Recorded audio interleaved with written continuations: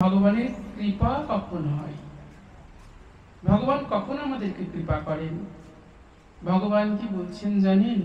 মোর ভজিতে যদি থাকে কারো অভিলাষ, আমার ভজিতে যদি কারো অভিলাষ থাকে, সে ভজুক গিয়ে মোর মঙ্গল প্রিয় দাস। যদি আমার ভজনা করবার ইচ্ছা, আমার ভজনা করবার প্রয়াস, আমার ভজনা করবার লালসা কারো থাকে, সে যেন আমার থেকে আমার ভক্তির সেবা বেশি করে।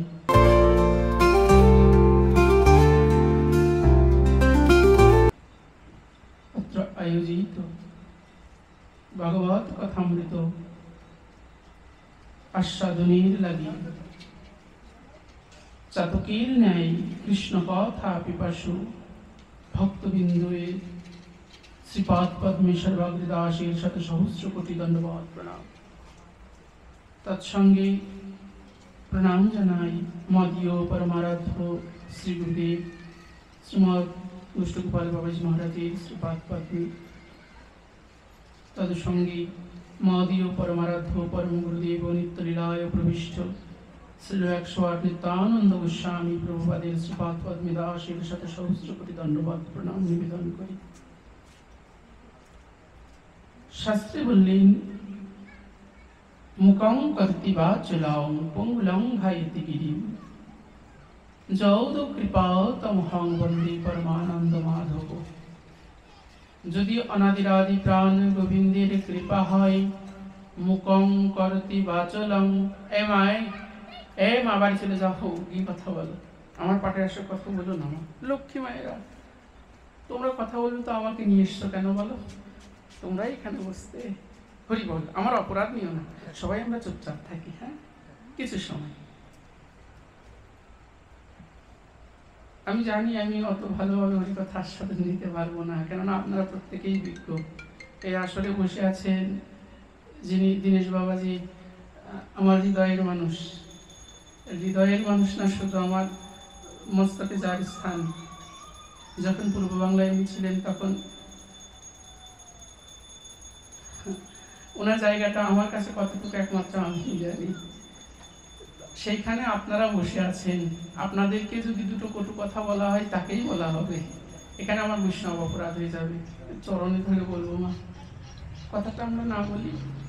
বিষ্ণু বললেন, মুকং করতি বাচলং পঙ্গুলং ঘায়তি গিরিম যৌদ কৃপা তমহং বন্দে পরমানন্দ মাধব। অনাদিরাদি প্রাণ গোবিন্দের কৃপা হলে মুকং করতি বাচলং, যে কথা বলতে পারে না সে বোবা বাচালের নাই কথা বলতে পারে। পঙ্গুলং ঘায়তি গিরিম, যে পঙ্গু পথ চলতে পারে না গো, সে গিরি পর্বত লঙ্ঘন করতে পারে। এখন কথা বাবা বলছেন, ভগবানের কৃপা হলে মুকং করতি বাচলং পঙ্গুলং ঘায়তি গিরিম। কিন্তু ভগবানের কৃপা কখন হয়? ভগবান কখন আমাদেরকে কৃপা করেন?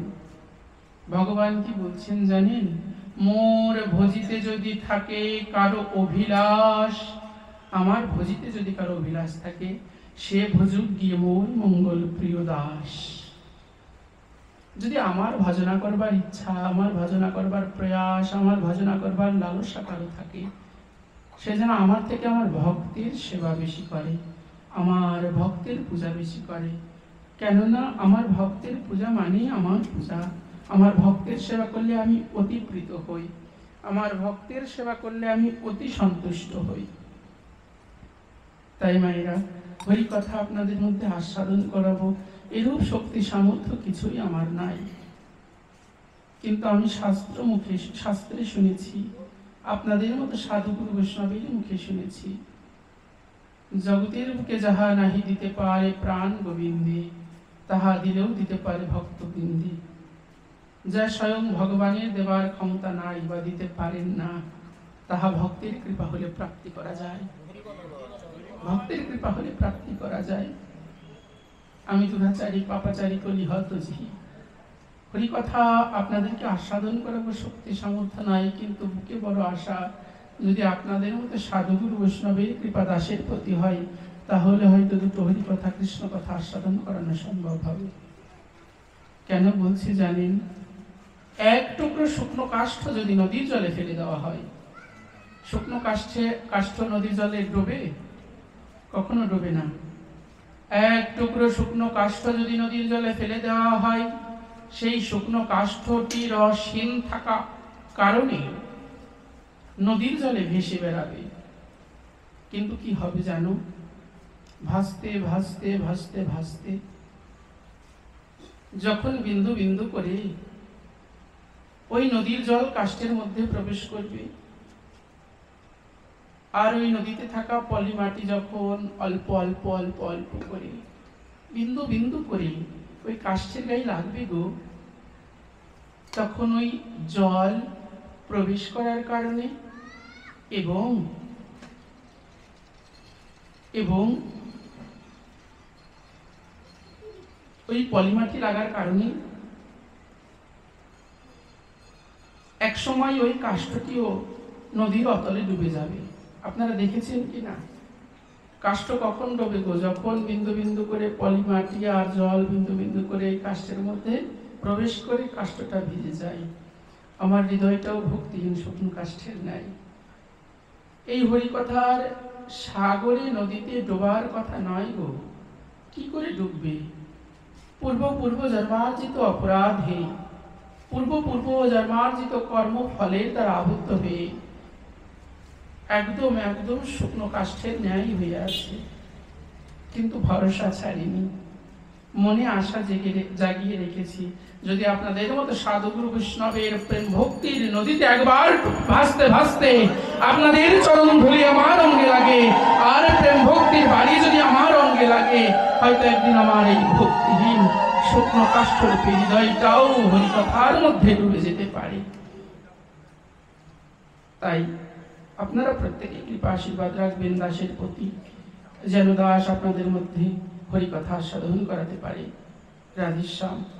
আজকে আমরা যে তিথিতে উপস্থিত হয়েছি, ফাল্গুনী পূর্ণিমা তিথি, নক্ষত্র ফাল্গুনী, যে তিথিতে অবতারের সার গোরা অবতার, ওগো অবতার নয়, অবতার নয়, ভুল গো ভুল, অবতরী অবতরী গো। অবতার তো অসুরকে সংহার করে, আর অবতরী কি করে জানো? অবতরী অবতরী পাপীকে বুকে জড়িয়ে নিয়ে উদ্ধার করে। তাই অবতারের সার গোরা অবতার তিনি যে তিথিতে এই পৃথিবীতে আমাদেরকে উদ্ধার করবার লাগে, আমাদেরকে প্রেম ভক্তি প্রেম দিয়ে প্রদান করে তার শ্রীপাদ পদ্মে নিয়ে যেতে এসেছিলেন, সেই তিথিতে আমরা এখানে উপনীত হয়েছি। এই স্থানটি মোটেও সামান্য হতে পারে না। কেন হতে পারে না জানেন? যে স্থানে হরিকথা হয়, যে স্থানে ভক্তের আগমন হয়, বুঝতে হবে এই স্থানে শ্রীমান মহাপ্রভু বা মহাপ্রভুর প্রিয় পার্শ্বদের চরণধূলি নিশ্চয় নিশ্চয় নিশ্চয়ই করেছিল। আপনারা ধন্য, ধন্যারই ধন্য যে আপনারা এই রকম একটি দিনে সকলে হরিকথা শুনবার প্রয়াসে ব্রতী হয়েছে। তাই মহাপ্রভুর কথা শ্রবণ কীর্তন স্মরণ মানন করে নিজের মনুষ্য জীবনটাকে সার্থক করুন। কেন বলছি জানেন? মহাপ্রভুর আবির্ভাব কথা আমরা শ্রবণ করব, আসুন তার পূর্বে আমরা শ্রবণ করি মহাপ্রভু কেন এসেছেন, কেন এসেছিলেন জগৎ মাঝে, তার আসবার কারণ কি।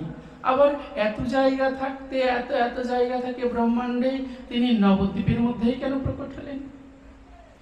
আচ্ছা, নবদ্বীপটা সৃষ্টি হলো কিভাবে? প্রশ্ন আসতে পারে না, ভগবান এত জায়গা থাকতে নবদ্বীপেই প্রকট হলেন কেন? নবদ্বীপ সমগ্রাম যদিও ত্রিভুবনে নাই, কিন্তু আমার মতো বিষয়ের চোখে তো নবদ্বীপের থেকেও শ্রেষ্ঠ শ্রেষ্ঠ দর্শনের স্থান আছে। সাধুদের চোখে যদিও নবদ্বীপের থেকে শ্রেষ্ঠ গ্রাম নাই, এমনকি জানেন বৃন্দাবনের থেকেও নবদ্বীপকে শ্রেষ্ঠ করে দেখা হয়। কেন জানেন? বৃন্দাবনে নবদ্বীপ নাই, কিন্তু নবদ্বীপে বৃন্দাবন আছে। বৃন্দাবনে নবদ্বীপ নাই, কিন্তু নবদ্বীপে বৃন্দাবন আছে। এই নবদ্বীপেই গৌরাঙ্গ মহাপ্রভু আসলেন। আর আসলেনই বা কেন? তার আসবার কারণই বা কি? বললেন জীবের স্বরূপ হয় নিত্য কৃষ্ণ দাস। আমরা প্রত্যেকেই যে প্রভুর চরণের দাস, ভগবানের চরণের দাস। এই যে দেহ দুর্লভ মনুষ্য জীবনটা পেয়েছি ভগবত সেবা করবার প্রয়াসে, কিন্তু ভগবানের সেবা না করে বিষয় বাসনায় নিমজ্জিত হয়ে সংসার মায়ায় আবদ্ধ হয়ে প্রতিনিয়ত স্খলিত হচ্ছি, প্রতিনিয়ত ভজন ভজন ভজন নিষ্ঠা থেকে নিজেকে সরিয়ে রাখছি। কেন সরিয়ে রাখছি? বলছে মায়া রোগে আক্রান্ত হয়েছি আমরা। এই মায়া রোগ থেকে আমাদেরকে মুক্ত করবার জন্য জীবের নিস্তার লাগি নন্দ সুত হরি ভুবনে প্রকাশ হলেন গুরু রূপ ধরি। এই সংসারটাই কেমন কেমন ভাবে আমরা আটকে আছি। বাবা সংসার মায়ায় করতে নিষেধ করছেন, তার মানে কি সংসার ছেড়ে আমরা মঠ মন্দিরে চলে যাব? সংসার ছেড়ে কি আমরা বনে চলে যাব? আপনি যে বলছেন সংসার মায়া, সংসার মায়া, সংসার কারাগার, সংসার ছেড়ে তাহলে বনে চলে যায়, তাহলে মঠে চলে যায়, মন্দিরে না না না না, মঠ মন্দিরে যেতে বলছে না, বনে জঙ্গলেও যেতে বলছে না। বলছে সংসারে থাকো কিন্তু সংসারী হইও না। সংসারে থেকে যদি সংসারী না হয়ে থাকতে পারো তাহলে তোমার সংসারের জল গায়ে লাগবে না। বাবা কি বলছেন? জলের মধ্যে ডুবে থাকবো কিন্তু জল গায়ে লাগবে না? জলের মধ্যে থাকবো জল গায়ে লাগবে না, এটা কি করে হয়? হয় গো হয়। বৈষ্ণব কবি বলছেন এই সংসারটা একটা কাঁঠালের মতো। একজন বিদেশি সাহেব তিনি একজন চাকর রেখেছে। সাহেবটি খ্রিস্টান। যখন চাকর রেখেছে, বঙ্গভূমিতে যেহেতু থাকে, চাকর কি করেছে? বাজার থেকে একটা কাঁঠাল কিনে নিয়ে এসেছে। কাঁঠাল কিনে নিয়ে এসে চাকরটি কাঁঠালটা ভেঙে রুয়াগুলো সাহেবকে দিয়েছে। সাহেব খেয়ে বলছে বাহ, বেশ খেতে তো, বেশ খেতে তো। এটার নাম কি গো? বলছে এটার নাম কাঁঠাল। কাঁঠাল? হ্যাঁ হ্যাঁ কাঁঠাল। বাহ, খুব খুব খুব ভালো খেতে, আমাকে আর একদিন নিয়ে এসে খাওয়াবে। ঠিক আছে। কিন্তু পরের দিনই কালক্রমে চাকরের পিতা মারা গেছে। আর সনাতন শাস্ত্রে পিতা মারা গেলে ধরা কাছা করতে হয়, মাথা টাক করতে হয়। সাহেবের কাছে গিয়ে কাজের লোকটি বলছে সাহেব, আমার তো বাবা মারা গেছে, আমি আমার বাবার শেষকৃত্য করবার জন্য আমি গ্রামে যাব, আপনি আমাকে কয়েকদিনের ছুটি দিন। সাহেব বলছে ঠিক আছে, তুমি ঘুরে আসো। যখন বলছে ঠিক আছে তুমি ঘুরে এসো, অনুমতি নিয়ে চলে গেছে। কিন্তু সাহেবের মনে শুধু চিন্তা, কাঁঠাল খাবো, কাঁঠাল খাবো, কাঁঠাল খাবো। কাঁঠাল পাওয়া যায় কোথায়? বাজারে তো এখনো মাটির হাট, মাটির জিনিসের হাট, ফলের হাট, সবজির হাট আলাদা আলাদা না? তো ভাবছে আমি তো দেখেছিলাম ফলটাকে দেখতে কেমন, ওর ঘ্রাণও আমার নাকে আছে, আমি যাই দেখি কাঁঠাল চিনি কিনে আনতে পারি কিনা। সাহেব ফলের হাটে গিয়ে একটা কাঁঠাল দেখে মনে মনে ভাবছে হ্যাঁ এই তো সেই ফল। সাহেব কাঁঠালটি কিনেছে, কিনে বাড়িতে নিয়ে এসেছে। বাড়িতে নিয়ে এসে ডাইনিং টেবিলের উপরে রেখে চারিদিকে ঘুরছে, কেননা কাঁঠাল কিভাবে খেতে হয় সাহেব জানে না। কিভাবে খাবো, এটাকে ভাঙবো কিভাবে? সাহেব কোনো উপায় না পেয়ে কাঁঠালে নিজের দাঁতগুলো দিয়ে কামড় দিয়ে দিয়েছে। আর যখনই কামড় দিয়ে দিয়েছে তখন তো কাঁঠালের ওই কাটা কাটা সাহেবের গালে লেগে চলে গেছে। আর কাঁঠালের কাটার তলে আছে আঠা, সেই আঠা মুখে লেগে গেছে। যখনই মুখে লেগে গেছে একটু হাত দিয়েছে, হাতে আঠা লেগেছে, মুছেছে, দাড়িতেও লেগে গেছে, মোচে লেগে গেছে, ঠোঁটে লেগে গেছে, এবার মাথায় মুছেছে, চুলেও লেগে গেছে। সাহেব বলছে না আমার আর কাঁঠাল খাওয়া হলো না, রেখে দিলেন।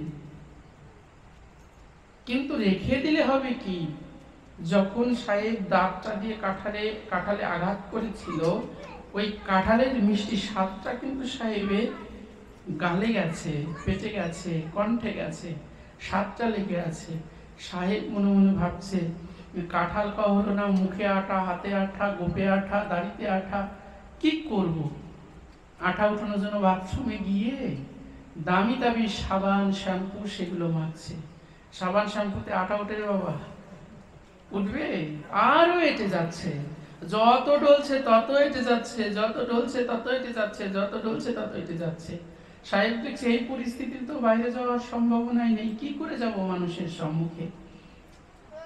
সাহেব না পেরে নাপিতের দোকানে গিয়ে নরসুন্দরকে ডেকে ডেকে বলছে, ওগো নাপিত ভাই, শোনো শোনো, আমার দাড়িতে মুখে গোপে সবখানে আঠা লেগে গেছে, কিছুতেই উঠছে না, তুমি আমার দাড়ি মোষ চুল সব কামিয়ে দাও, কেটে দাও। সাহেব দাড়ি চুল মোষ সবকিছু টাক করে বাড়িতে ফিরছে। কালক্রমে ওই সময় শ্রাদ্ধ শান্তি সমস্ত ক্রিয়া সম্পন্ন করে চাকরও বাড়ি থেকে ফিরছে। এখন চাকরও টাক, সাহেবও টাক। চাকর মনে মনে ভাবছে, এ কি, এ টাক হয়েছে কেন? কেননা এরা তো খ্রিস্টান, এদের বাবা মা মরলে তো এরা টাক হয় না। কিন্তু সাহেব কিন্তু বুঝতে পেরেছে চাকর টাক হয়েছে কেন। সাহেব মনে মনে ভাবছে, নিশ্চয়ই আমার মতন কাঁঠাল খেয়েছে, কাঁঠাল খেলেই টাক হতে হয়। সাহেব মনে মনে ভাবছে, হ্যাঁ এই নিশ্চয়ই কাঁঠাল খেয়েছে। সাহেবের কাছে যখন চাকরটি এসেছে, চাকর ডেকে ডেকে বলছে, সাহেব আপনার এই দশা কেন? আপনি এরকম টাক হয়েছেন কেন? মাথার চুল দাড়ি গোপ এগুলো গেল কোথায়? সাহেব বলছে, চালাকি করছো, আমি জানি তুমিও কাঁঠাল খেয়েছো, আমি জানি তুমিও কাঁঠাল খেয়েছো। তখন বুদ্ধিমান চাকর বুঝতে পারলো যে কাঁঠাল কিনে নিয়ে গিয়ে সাহেব খেতে গিয়েছে বটে, কিন্তু সাহেব কাঁঠাল নিয়ে খেতে পারে নাই। সাহেবকে ডেকে ডেকে চাকর বলছে, চলেন বাজারে চলেন। আবার একটি কাঁঠাল কেনালো, কাঁঠালটি নিয়ে গিয়ে বাড়িতে গিয়ে হাতে তেল মাখালো সাহেবের হাতে, যে সাহেব তেল মাখুন হাতে। সাহেবের হাতে তেল মাখিয়ে সাহেবকে বলছে, এইবার কাঁঠালটা হাত দিয়ে ভাঙুন। হাত দিয়ে ভেঙেছে, দেখছে আর আঠা হাতে লাগছে না। এইবার রুয়াগুলো, এই মিষ্টি রুয়াগুলো উঠান। মিষ্টি রুয়াগুলো উঠিয়েছে, উঠিয়ে বলছে, এবার বীজটাকে ফেলে দিন। ফেলে দিয়েছে, এইবার শ্বাসটাকে গ্রহণ করুন। সাহেব বলছে, বাহ, এইবার তো আঠা লাগলো না। বলছে, কাঁঠাল খেতে হলে হাতে তেল মেখে নিয়ে কাঁঠাল খেতে হবে, তাহলে আর আঠা লাগবে না। বৈষ্ণব কবিগণ কি সিদ্ধান্ত দিচ্ছেন? বৈষ্ণব কবিগণ এই সিদ্ধান্তই দিচ্ছেন, দেখো এই জগৎটাও ঠিক কাঁঠালের মতো, এর মধ্যে মিষ্টি রুয়াও আছে, কিন্তু এর উপরে কাঁটা আর আঠাটাও আছে। কাঁটা আঠা যদি একবার লেগে যায় আর ছাড়বে না, ক্ষত বিক্ষত করে দেবে। বলেন, সংসার তো প্রত্যেকেই করছেন, বুকে হাতে বলতে পারবেন আপনি সুখী? ওমা সুখী? মিষ্টি স্বাদটা মাঝে মধ্যে পান, মাঝে মধ্যে সংসারটাকে কামড়ে ধরে আছে তো, মিষ্টি স্বাদটা, কাঁঠালের মিষ্টি স্বাদটা, সংসারের যে কাঁঠাল আছে ওই স্বাদটা মাঝে মধ্যে পান। কখন পান? যখন সাধুগুরু বৈষ্ণবের সঙ্গ হয়, যখন ভক্ত সঙ্গ হয়, যখন আমার অনাদির আদি প্রাণ গোবিন্দের কথা আপনার কর্ণদ্বার দিয়ে প্রবেশ করে আপনার হৃদয়ে। সংসারের থেকেও মাঝে মধ্যে যখন আপনি সংসারের থেকেও গুরু গোবিন্দের কথা শ্রবণ করেন, তখন আপনি একটু একটু মিষ্টি স্বাদ পান, কিন্তু বেশি তো কাঁটা আর আঠা, ঠিক কি না? কাঁটা আঠাই তো পরিপূর্ণ। বৈষ্ণব কবি কি সিদ্ধান্ত দিচ্ছেন? বলছে, দেখো এই সংসারে থেকে যদি সব সময় তুমি প্রশান্তি পেতে চাও, সব সময় যদি তুমি শান্তি পেতে চাও, সব সময় যদি সুখ পেতে চাও, সব সময় যদি মায়া থেকে নিজেকে মুক্ত করে রাখতে চাও, তাহলে তেল মাখো। কিসের তেল গো? বলেন, কৃষ্ণ ভজনের তেল মাখো। যদি কৃষ্ণ ভজনের তেল মাখতে পারো, এই সংসারের দুঃখের কাঁটা আঠা তোমার গায়ে লাগবে না, তুমি সব সময় আনন্দে থাকতে পারবে। তাই বাবা, এই যে মায়াময় সংসার, এই সংসারে কাঁটা এবং আঠা আপনার গায়ে লাগবে না, বা আপনার স্বরূপ স্মৃতি জাগ্রত হবে তখন যখন আপনি ভজনের তেল গায়ে মাখবেন, ভজনের তেল আপনার হাতে মাখবেন, মুখে মাখবেন। ভজন কি গো? বলেন, চারি যুগে চারি ধর্ম জীবেরই কারণ, চার যুগে চারি ধর্ম জীবেরই কারণ, আর কলিযুগের ধর্ম হয় হরিনাম সংকীর্তন। এই হরিনাম সংকীর্তনই কলিযুগের যুগ ধর্ম। কলির পাবন অবতার গৌরাঙ্গ মহাপ্রভু এই হরিনামকে নিয়ে আসলেন জগৎ জীবকে উদ্ধার করবার জন্য। বলেন একবার নাম নিলে যত পাপ হরে পাতকীর সাধ্য কি তত পাপ করে। একবার নাম নিলে আপনার পাপ যত হরণ হয়ে যাবে সম্ভব না তত পাপ করা জীবের দ্বারা। আবার শাস্ত্রে বলছে কোটিকল্প কর যদি নাম সংকীর্তন তথাপি না পাইবে তুমি ব্রজের ব্রজেন্দ্র নন্দন। দুরকম কথা হয়ে গেল না। বাবা বলছেন ধর্ম করতে, হরি নাম করতে, নাম করলে প্রভুকে পাবো, আবার বলছেন নাম করলেও পাবো না। বলেন নাম করতে হবে কিন্তু অপরাধ শূন্য হয়ে। নামের দশবিধ অপরাধ আছে, এই দশবিধ নাম অপরাধ শূন্য হয়ে নাম করলে পরে এই নামে ক্রিয়া দেখা দেবে। নাম অপরাধ শূন্য হয়ে করতে হবে। যখন আপনি অপরাধ শূন্য হয়ে নাম করবেন তখনই আপনার নামে ক্রিয়া হবে। বাবা অপরাধ কি কি কি করে জানবো বললেন, এটা জানতে হলে তো সদ্গুরুর পদাশ্রয় গ্রহণ করতে হবে, হরি কথা শুনতে হবে। বাবা নাম কি সর্বসামর্থ্য যোগী না, আমাকে গুরুচরণ আশ্রিত হতে হবে? বললেন হ্যাঁ নামে ক্রিয়া হয় কিন্তু প্রেম হয় না। আমি আপনাদের বুঝাতে পারছি তো? নামে ক্রিয়া হবে, পাপ নষ্ট হবে, পূর্ণ হবে, কিন্তু প্রেম হবে না।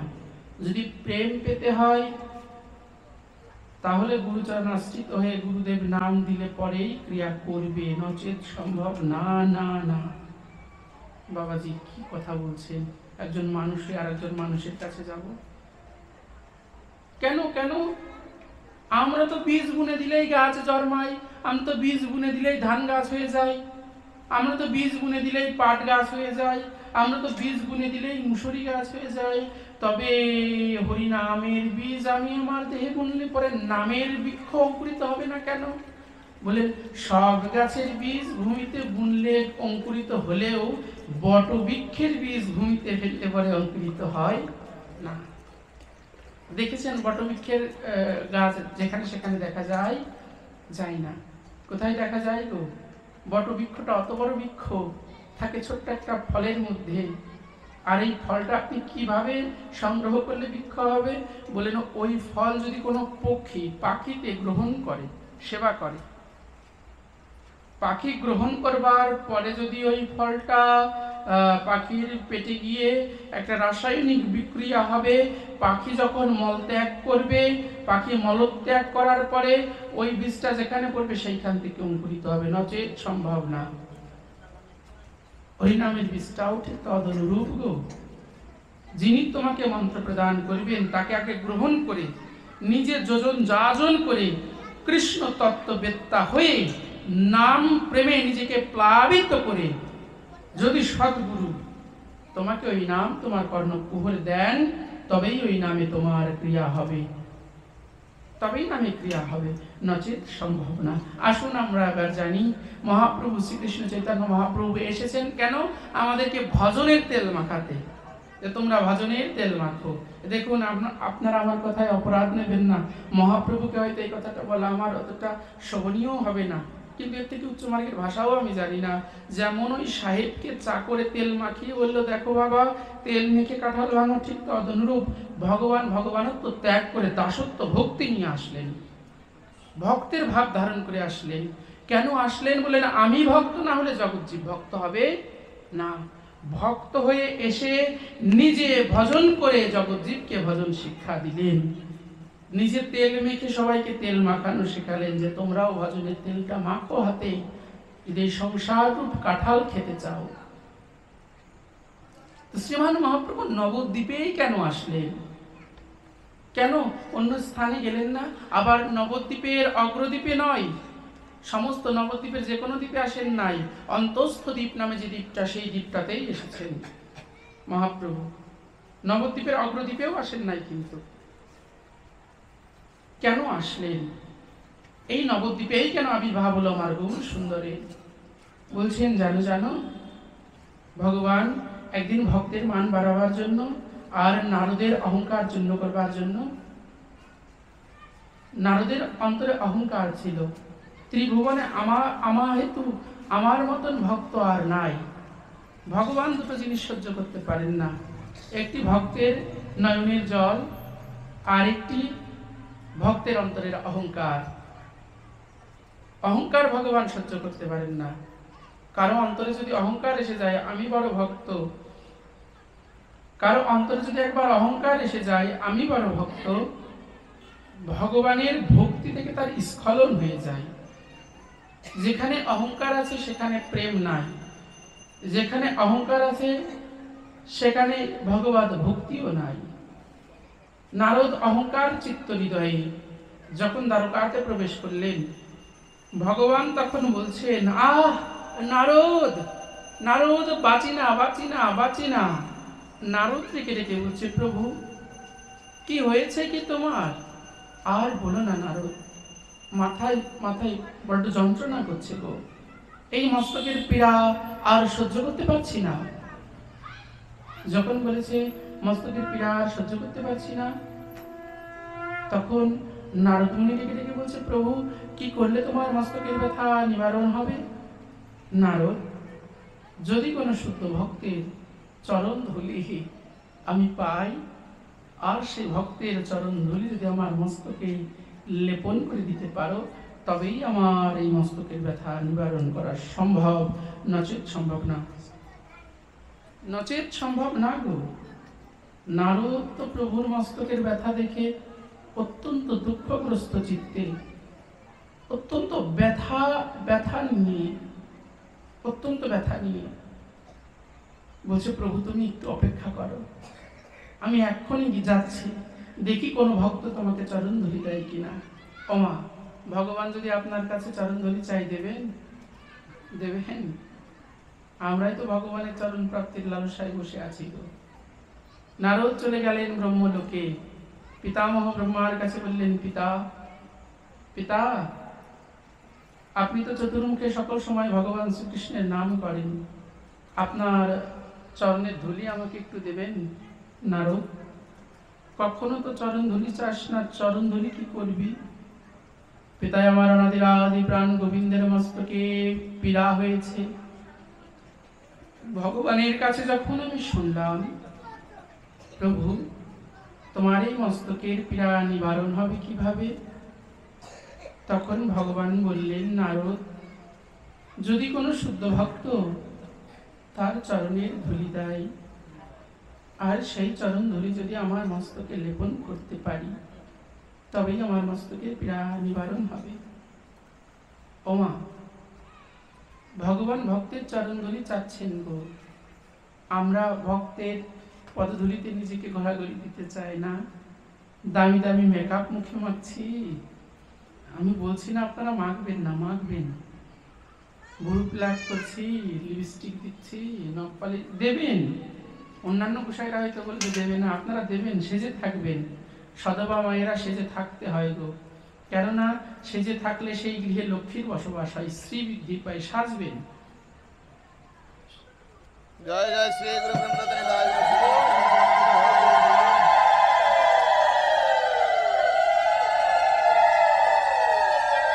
আপনারা সাজবেন, আমি আপনাদের সাজতে নিষেধ করছি না, কিন্তু একটাবার ভাবুন এই সাজ কেন? হ্যাঁ, আমাদের এই সাজ আপনাদের বিরক্ত লাগছে না তো? কষ্ট হচ্ছে না তো? আমাদের এই সাজ কেন? বাইরের লোককে ভালো দেখানোর জন্যই তো, যাতে আমাকে দেখে সবার একটু ভালো লাগে, নাকি বলেন? আয়নাটায় বারবার মুখ দেখছি, ঠিকঠাক আছে তো? কেন করছেন? যাতে সকলের ভালো লাগে, নিজের কাছেও নিজের ভালো লাগে। আপনি এক জায়গায় যাওয়ার আগে বা বিশেষ মুহূর্তেই তো সাজছেন, কিন্তু মৃত্যুর সাজটা কজনা সেজেছেন বলেন? আপনাকে আমাকে প্রত্যেককেই তো মৃত্যুর সাজ গ্রহণ করতে হবে, হবে কি না বাবা? আমরা প্রত্যেকে এই মৃত্যু পথযাত্রী, এই মৃত্যুর সাজ কজনা সেজেছেন? মৃত্যুর সাজ কি গো? মৃত্যুর সময় কি হয়? ললাটে চন্দন, তিলক, কণ্ঠে মালা না থাকলে পরেও তুলসী পাতাটা চোখের উপরে দেবে। কেন দেবে? মরা মানুষের চোখের উপরে তুলসী পাতা কেন দেয় জানেন? কেন দেয়? বললেন, যে দেহে তুলসী নাই সেই দেহ গোবিন্দ গ্রহণ করেন না। আপনি 56 ব্যঞ্জন রন্ধন করেছেন, তুলসীদার নাই, ভগবান গ্রহণ করবেন। আর মরা মানুষের শরীরে তুলসী দেয় যাতে ওই দেহটা ভগবান একটু কৃপা করে গ্রহণ করে। কিন্তু এ কেমন নীতি গো, যে সারা জীবন তুলসীর মালা রাখলো না, মরার সময় ওই দেহে তুলসীর মালা দিয়ে দিলে সোনার চেন খুলে নিয়ে মেকআপ গুলো উঠিয়ে দিয়ে ললাটে তিলক কেটে দেবে, এই ওকে শেষ সাজ সাজিয়ে দে। আমরা কি পারি না শেষের সাজটা আগে আগেই সেজে থাকতে? তুমি হবিবপুর থেকে শান্তিপুর যাবে, ট্রেন মিস হলে পরে আর যেতে পারবে না। কিন্তু জানো মা, একবার যদি তোমার আয়ু রবি ফুরিয়ে যায়, একবার যদি তোমার জীবন আয়ু ফুরিয়ে যায় আর ট্রেন এসে যদি একবার দাঁড়ায় তোমার দ্বারে, ওই কালের ট্রেন তোমাকে না নিয়ে যাবে না, মিস হওয়ার সম্ভাবনা নাই। তো জাগতিক জগতের সাজ যদি তুমি সাজো, মৃত্যু পথযাত্রী তুমি আমি প্রত্যেকেই, আমাদের তো মৃত্যু সাজ ও সাজা প্রয়োজন। তাই একবার সাজো মা, প্রতিদিন সাজো, প্রতিদিন স্নান করে তিলক পরো, প্রতিদিন স্নান করে কণ্ঠে তুলসী মালা পরো। তুলসীর মালাটা খুলবেই কেন গো? প্রতিদিন রাখো না, আর খুলো না, একবার হরিনামের মালাটা পরো আর ললাটে তিলক দিয়ে রাখো গো। এসো না, আমাদের আহারগুলো আমরা একটু শুদ্ধ করি। ও মা, অপরাধ নেবে না তো? আমি তোমাদের গ্রামে এসেছি, যে বাড়িতে আমি উঠেছি, আমি থাকা অবস্থায় মাছ মাংস খেতে পারবে তো এই বাড়ির লোক? পারবে? ভয় হবে অন্তরিস, বাবাজি আছে কি বলবে, হাজার লোক হলেও কিন্তু খেতে পারবে না। তো আমাদের প্রত্যেকের দেহ ঘরে, এই দেহ ঘরেও তো আমার গোবিন্দের বসবাস, অনাদিরাদি গোবিন্দ আছে। আমরা কি পারি না আস্তে আস্তে অভ্যাসের দ্বারা এই মাছ মাংসটাকেও ত্যাগ করতে? ও বাবা, পারি না বলেন? অনেকে বলে মন ঠিক থাকলেই সব ঠিক। কি করে ঠিক থাকে গো? আহারের একটি ক্রিয়া আছে, যে বলবে মন ঠিক থাকলে সব ঠিক, তাকে বিষ খাওয়াইয়ে দাও। বিষ খেয়ে কোনো সাধু যদি হজম করতে পারে, বিষ খেয়ে যদি কেউ হজম করতে পারে, সে অন্যান্য কিছু খেলে পরেও দেখার বিষয় নেই, বা ওখানে কিছু বলাও যায় না যে আমার মন ঠিক আছে, আমার সাধন শক্তি ঠিক আছে। না, ভগবত ভক্ত তো প্রসাদ ছাড়া কিছু খাবেই না। আমার প্রশ্ন, তোমার যদি বিষের ক্রিয়া করে, তাহলে মাছ মাংসে তোমার মন চঞ্চল করে না কি করে? তো তামসিক রাজসিক খাবার, মদ মাংস। ও মা, আমাদের দেহঘরে তো গোবিন্দ আছে মা, এই দেহটা তো মন্দির, এই মন্দিরে ভগবান আছে। আমরা কি পারি না আস্তে আস্তে মাছ মাংসটাকে ত্যাগ করতে? চেষ্টা করলেই সম্ভব। করবেন আপনারা, চেষ্টা করবেন মা। আমি বলছি না একবারেই ছেড়ে দিতে হবে, কেননা এ তো বহু বহু দিনের অভ্যাস। কিন্তু চেষ্টা করুন, জীব চেষ্টা করলে সব পারে। বিষ্ণু তাই নারায়ণ কি, তাই ব্রহ্মা বলছেন ওনারও চরণ ধুলি কি করবি নারদ। তখন নারদ মুনি বলছেন ভগবান শ্রীকৃষ্ণের মস্তকের পীড়া নিবারণ করবার জন্য ভক্তের চরণ ধুলি লাগবে। আপনি তো চতুর্মুখে ভগবানের নাম করেন, আপনার সমভক্ত তো ত্রিজগতে নাই। আপনি আপনার চরণ ধরি দিন, আমি ভগবানের মস্তকে লাগাবো, ভগবানের মস্তকের পীড়া নিবারণ হয়ে যাবে। ভগবান শ্রীকৃষ্ণ আমার চরণের ধুলি মাখাবি ভগবান শ্রীকৃষ্ণকে? হ্যাঁ পিতা। তখন পিতামহ ব্রহ্মা এক হাতে কুমণ্ডল থেকে জল নিয়ে বললেন, নারদ যদি এখনই না যাস, এই জল দিয়ে তোকে আমি ভস্ম করে দেব। যার দর্শন পাবার জন্য, যার চরণধুলি পাবার জন্য আমি যুগ যুগ ধরে তপস্যা করছি, একবার তার সেবায় যদি আমার অধিকার হয়, আর তুই তার মস্তকের পীড়া নিবারণের জন্য চরণধুলি নিতে এসেছিস। মা সরস্বতীও দিলেন না, চলে গেলেন তো কৈলাসে। কৈলাসে গিয়ে মহাদেবকে বলছেন, বাবা আপনাদের কথা অনেক জোরে শোনা যাচ্ছে। এই যে বাবা, আপনাদের কথা অনেক জোরে শোনা যাচ্ছে গো, আমার কানটা বড্ড পরিষ্কার। বাবা কথা বলবেন না, বাইরে বাইরে গিয়ে কথা বলে আসুন। বড্ড ভাবের কথা, আমারই হয়তো আস্বাদনের ভুল। বিষ্ণু মহাদেবের কাছে গিয়ে মহাদেবের কাছে জিজ্ঞাসা করছেন, ওগো দেবাদিদেব মহাদেব, তুমি তো পঞ্চমুখে পঞ্চানন, সব সময় ভগবানের নাম করো, শ্মশানে থাকো, শুদ্ধ ভক্ত নিষ্কিঞ্চন বৈষ্ণবের গায়ের ভস্য ছাই এগুলো অঙ্গে মাখো, এবং তুমি তো বৈষ্ণব কুল তিলক, বৈষ্ণব শ্রেষ্ঠ, তোমার চরণের ধুলি একটু দেবে আমাকে? মহাদেব ডেকে ডেকে বললেন, নারদ, আমার চরণের ধুলি তুই কি করবি? ওগো প্রভু, ভগবান শ্রীকৃষ্ণের মস্তকের পীড়া নিবারণ করবার জন্য ভক্তের চরণ ধুলি লাগবে। তুমি তো প্রভুর একনিষ্ঠ ভক্ত, তো তোমার চরণের ধুলি যদি ভগবানের মস্তকে লাগাই, তার মস্তকের পীড়া নিবারণ হয়ে যাবে। দাও না একটু চরণের ধুলি। মহাদেব ত্রিশূল ধরলেন, নারদ, যদি না পালাস তোকে আমি সংহার করে দেব। ওরে, যার পদরেণু পাবার জন্য আমি শিব মহাদেবে সোনার কাশি ছেড়ে দিয়ে শ্মশানে পড়ে আছি, সব সময় তার নাম গুণকীর্তন করছি তার সেবার অধিকার প্রাপ্তির জন্য। ওরে, আমি কিনা তাকে চরণ ধুলি দেব? নারদ তো ভয়ে ভীত হয়ে পার্বতীর কাছে গেলেন। মা পার্বতী ও নারদের দিকে ছুটে আসলেন, চলে গেলেন দেবতাদের কাছে, চলে গেলেন গন্ধর্বদের কাছে, চলে গেলেন অপ্সরাদের কাছে। কোনো ভক্ত মুনি ঋষি কেউ ভগবানের জন্য চরণের ধুলি দিল না। নারদ যখন ব্যথিত হৃদয়ে দ্বারকাতে গেলেন, ভগবান আরো আরো আরো জোরে চিৎকার করতে লাগলেন, নারদ, নারদ, বাঁচি না, বাঁচি না, বাঁচি না নারদ। দেখবেন কোনো ব্যাধি হয়েছে, কেউ ঔষধ আনতে গেছে, ঔষধ না পেয়ে যদি বাড়িতে ফিরে আসে, ওই ব্যথার যন্ত্রণা বেড়ে যায় না? ব্যাধি বেড়ে যায় তো ভগবান কাতর স্বরে বলছে, নারদ, আর বাঁচি না, আরো আরো আরো আরো ব্যথা বেড়ে গেছে নারদ। তখন নারদ বলছেন, প্রভু, কোন ভক্তই তোমাকে চরণের ধুলি দিতে চায়নি। ও প্রভু, যে চরণের ধুলি দেবার কথা শুনে সেই তো ভয় পেয়ে যায়। আমি তো কোথাও গিয়ে তোমার জন্য চরণের ধুলি আনতে পারি নাই প্রভু। তবে তুমি তো সব জানো, অন্তর্যামী ভগবান, তুমি কি বলে দিতে পারো কোথায় গেলে আমি ভক্তের চরণ ধুলি পাবো? কোন ভক্ত তোমাকে চরণ ধুলি দেবে? ভগবান বললেন, নারদ, সব জায়গায় গিয়েছ, কিন্তু তুমি কি মধুর বৃন্দাবনে গেছো?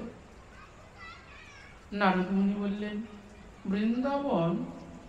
বৃন্দাবনে কে আছে? কে তোমাকে চরণ ধুলি দেবে? যেখানে শিব দেয়নি, যেখানে ব্রহ্মা দেয়নি, লক্ষ্মী সরস্বতী কেউ দেয়নি। বললেন, বৃন্দাবনে আছে আমার শ্রীমতী রাধা রানী।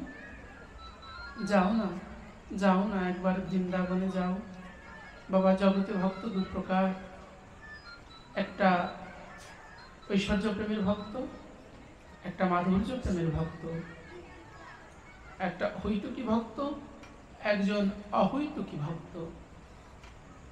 কেউ ভগবানের কাছে চাওয়ার জন্য ভগবানকে ভক্তি করে, আর কেউ ভগবানকে সন্তুষ্ট করার জন্য ভক্তি করে। এ জগতে শ্রেষ্ঠ কোন ভক্ত? কোন ভক্ত শ্রেষ্ঠ জানো? যে ভক্ত শুধু ভগবানকে ভালোবেসেই সন্তুষ্ট, শুধু ভগবানকে দিয়েই সন্তুষ্ট, শুধু শুধু ভগবানকে সন্তুষ্ট রেখেই সন্তুষ্ট, নিজের পাপের ভয় করে না, স্বর্গের লালসা যার অন্তরে নাই, নরকের ভয়ও যার অন্তরে নাই, সেই ভক্তই শ্রেষ্ঠ। নারদ মনে মনে ভাবছে, ব্রহ্মা দিল না, শিব দিল না, তোমার ওই ব্রজের গোয়ালিনী চরণ ধুলি দেবে? কিন্তু প্রভু বলেছেন। নারদ একখানা রামাবলী গায়ে দিয়ে প্রভুর নাম গুণ কীর্তন করতে করতে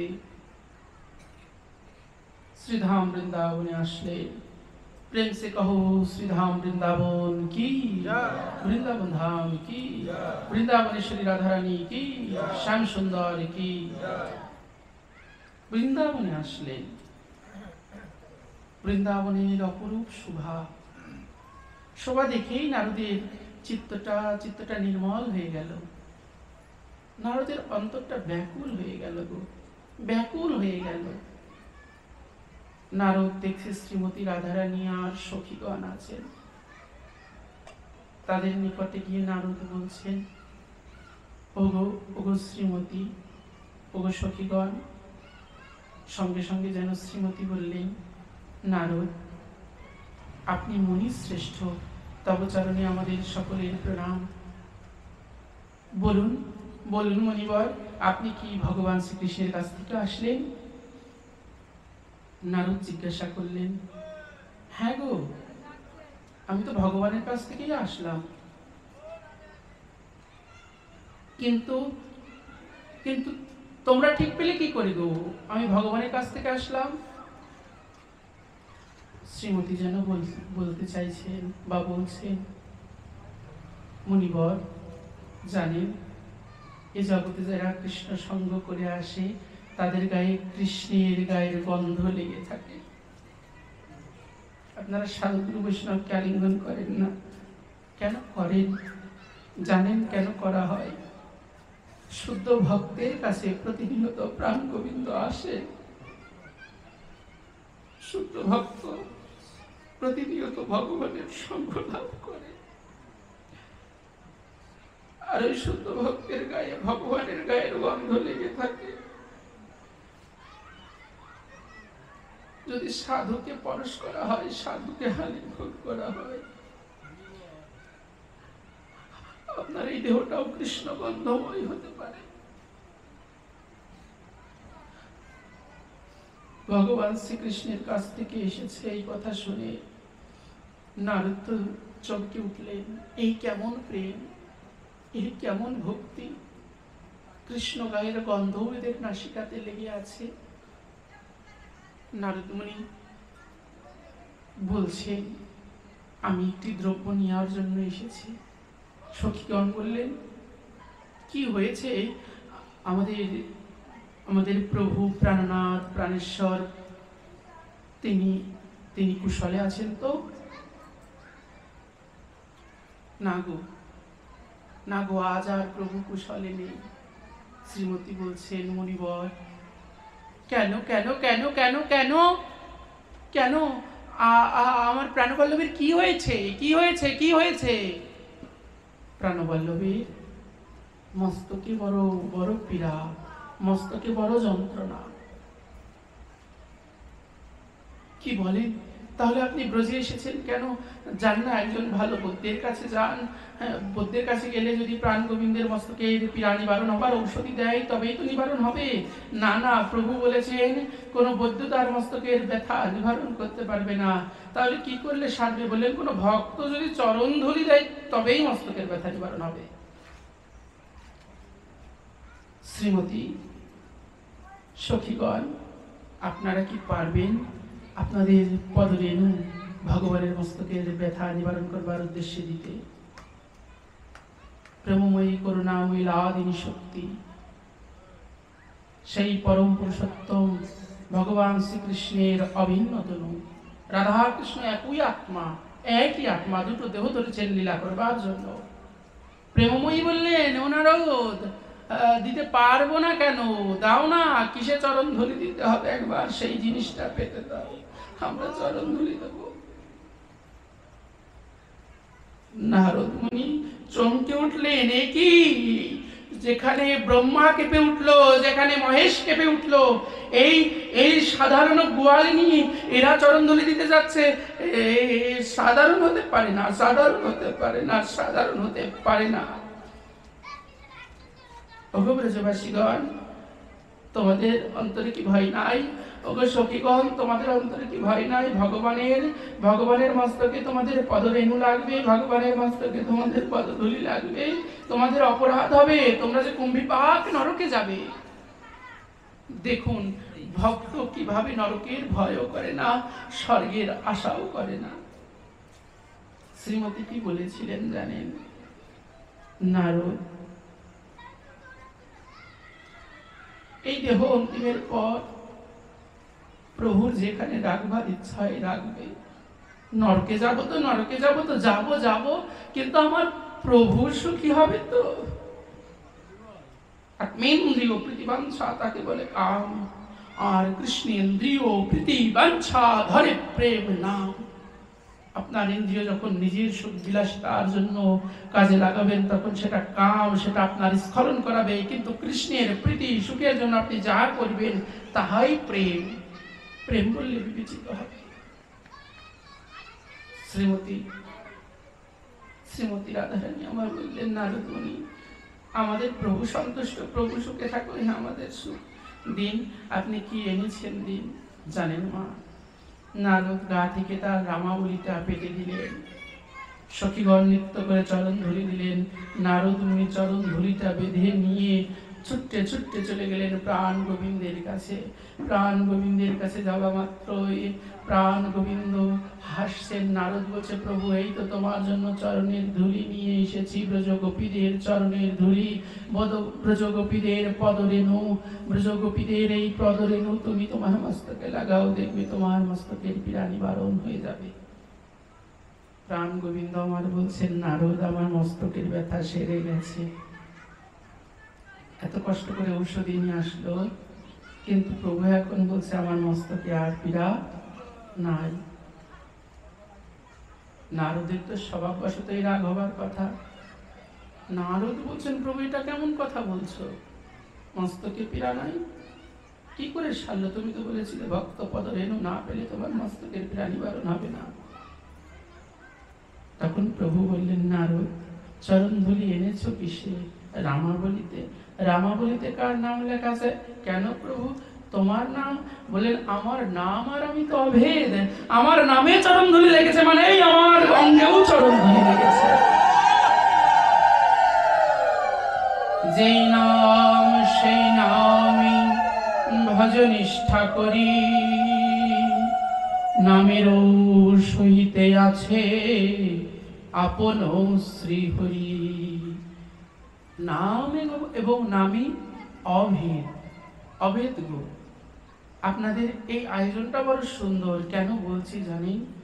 অনেক জায়গায় দেখা যায় রাধাকৃষ্ণের ছবি, চিত্রপট দেওয়া আছে প্যান্ডেলের ওই কাপড়ে, নামও লেখা আছে, সেইগুলো টানিয়ে দিচ্ছে।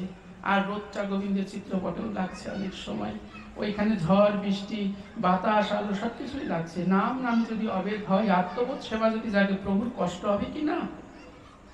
এই জন্য দেবেন না ওই প্যান্ডেলে ওই কাপড়গুলো, যে কাপড়গুলোতে প্রভুর চিত্রপট আছে, প্রভুর নাম লেখা আছে। এই আয়োজনটাই খুব সুন্দর, এরকম আয়োজনই করবেন। প্রভু বলছেন আমার নাম আর আমি তো অভেদ, চরণ ধুলি লেগেছে, মস্তকের ব্যথাও নিবারণ হয়ে গেছে। নারদের খুব রাগ হচ্ছে। তখন ভগবান বলছে, ও নারদ, তুমি না মনে করো তোমার থেকে বড় ভক্ত এই ত্রিজগতে নাই? তো আমার মস্তকের যখন ব্যথা হয়, তুমি তো তোমার চরণ ধুলি দিতে পারতে, তুমি ত্রিভুবন ভ্রমণ করলে কেন? হরিবল বাবা। তখন নারদের অহংকার চলে গেল, না না, আমি বড় ভক্ত হতে পারি নাই। ভক্ত মানে কি? যার ভক্তি আছে। ভক্তি কার আছে? ভক্তি তারই আছে, সংসারের কাজ করছে কিন্তু মনটা গোবিন্দের চরণে। সংসারের কাজে নিজে ডুবে আছে কিন্তু মনটা গোবিন্দ চরণে রেখেছে। সংসারের কাজ করছে কিন্তু গোবিন্দ সেবার সময় হলে যার মনে হচ্ছে না না না, এখন তো গোবিন্দ সেবার সময় হয়ে গেছে, আমাকে শীঘ্র করে গোবিন্দ সেবা দিতে হবে, কাজ ফেলে রেখেও গোবিন্দ সেবা দিয়ে দেয়। যাদের কৃষ্ণ অনুরাগী মন হয়ে যায়, ভালো লাগে না। আর যদি নাও দিতে পারে না, অন্তরে ভালো লাগে না, মনটা ওইখানে চলে যায়, কাজে মন বসে না গো। তিনি ভক্ত যিনি নিজের ইন্দ্রিয় তৃপ্তির বাসনা ভুলে গেছেন, শুধু প্রভুর সন্তুষ্টির জন্য নিজের জীবনটাকে পরিচালনা করছেন। এখন এখন নারদ মুনি বলছেন, প্রভু তুমি না হয় চরণ ধুলি মাগছো না, তুমি না হয় ভক্ত পদ রেণু মাগবে না, কিন্তু এই ভক্ত পদ রেণু তো কোনো ক্রিয়া করতে হবে, কোনো কর্ম করতে হবে। এই ভক্ত পদ রেণু তো কোনো কর্ম করতে হবে, নষ্ট তো হতে পারে না ভক্তের পদরজ। তখন ভগবান শ্রীকৃষ্ণ বললেন, এই চরণ ধুলি তুমি গঙ্গায় ভাসিয়ে দাও। কিসে করে ভাসাবো? একটা হাড়ির মধ্যে করে ভাসিয়ে দাও। ওই অষ্টসখী এবং শ্রীমতী রাধারানীর চরণ ধুলি ভাসিয়ে দেওয়া হলো গঙ্গার জলে। ভাসতে ভাসতে হাড়িটা ভেঙে যখন ওই চরণ ধুলিগুলো উড়ে গিয়ে 9টি স্থানে পড়লো, সৃষ্টি হলো নবদ্বীপের। প্রেম সে কহো নবদ্বীপ ধাম কি জয়। সৃষ্টি হলো নবদ্বীপে। এই নবদ্বীপকে সাধারণ মনে করবেন না, মোটেও সাধারণ মনে করবেন না গো, যে বাড়ির কাছে নবদ্বীপ হয়তো সাধারণ স্থান, না না না না, হতেই পারে না। বড় সৌভাগ্যের ব্যাপার কি জানেন তো, আমরা প্রত্যেকেই নদিয়াবাসী। ওগো, যেখানেই জন্ম হোক না কেন, নদিয়াতে এসেছি, ধামে বাস পেয়েছি, ধামে আমার দেহটাকে আমি রাখতে পারবো। এই যে কত কত কোটি কোটি কল্পের সৌভাগ্যের ফল হয়, তার সীমা নাই। জানেন ধামে বাস হয় কখন? আপনার পূর্বজন্মের 7 পুরুষ যদি ধামে বসবাসী হয় তবেই সেই জীবের দেহটাও ধামে আসে। আপনার পূর্বপুরুষেরা এই নবদ্বীপে, এই নদিয়া ধামে 7 পুরুষ দেহ রেখেছে, তাই আপনার দেহটাও এইখানে এসেছে, নচেত সম্ভব ছিল না। তাই আপনারা প্রত্যেকেই ধন্যাদি ধন্য গো।